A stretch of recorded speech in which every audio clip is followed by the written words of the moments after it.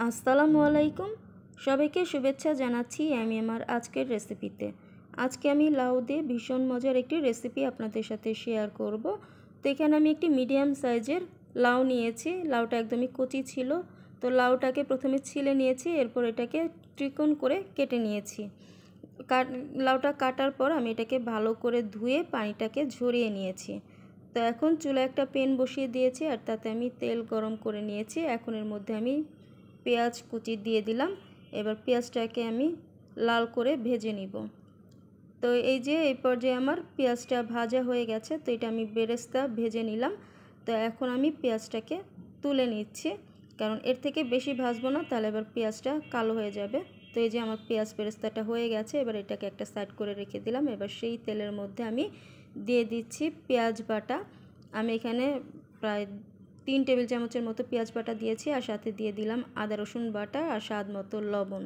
তো পেঁয়াজটাকে আমি প্রথমে হালকা একটু ভেজে নিয়েছি। পেঁয়াজের গন্ধ যাওয়ার পর আমি এখানে আদা বাটাটা দিয়ে দিয়েছি। এরপর এখন দিয়ে দিচ্ছি হলুদ গুঁড়া, মরিচ গুঁড়া, আর দিয়ে দিয়েছি এখানে ভাজা জিরা গুঁড়া, আর দিয়ে দিচ্ছি সামান্য পানি। আর লাউয়ের তরকারিটা কিন্তু অল্প মশলায় রান্না করলে বেশি ভালো লাগে, এই জন্য মশলাগুলো অল্প অল্প করেই দিয়েছি। আর আজকে এই লাউটা রান্না করব বোয়াল মাছ দিয়ে।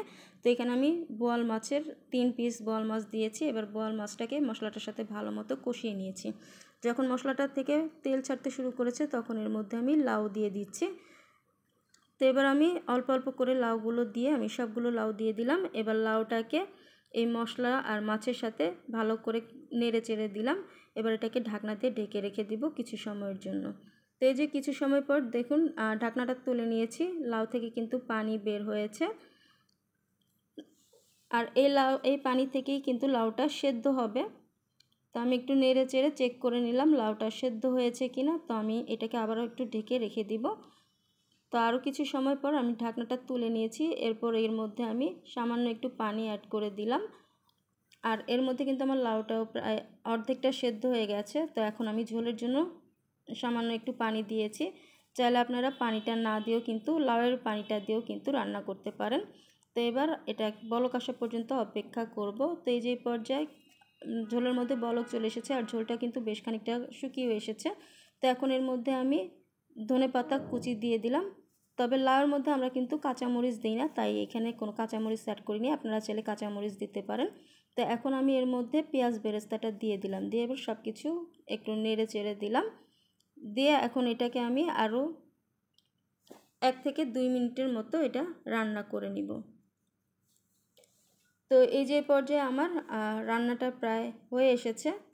আর লাউয়ের তরকারি একটু ঝোলঝোল খেতেই ভালো লাগে। তো আমি এই পর্যায়ে চুলাটা অফ করে দিচ্ছি। আর এর মধ্যে তৈরি হয়ে গেছে আমার বোয়াল মাছ দিয়ে লাউয়ের তরকারি।